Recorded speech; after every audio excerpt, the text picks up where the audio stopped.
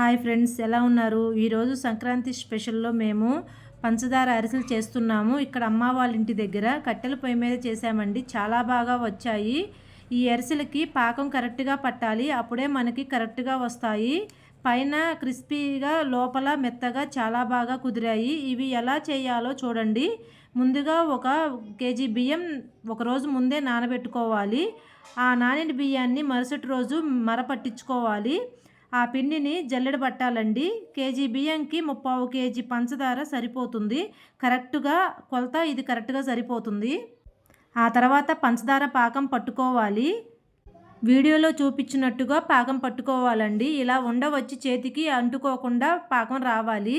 అలా పాకం వచ్చిన తర్వాత అందులో యాలక్కాయల పొడి, పిండి కలుపుకోవాలి. కొంచెం నెయ్యి కూడా వేసుకోవాలి. తర్వాత కళాయి పెట్టుకోవాలి. కళాయిలో నెయ్యి కానీ నూనె కానీ వేసుకొని అరిసెలు వేసుకొని చేసుకోవాలండి. చాలా బాగుంటాయి.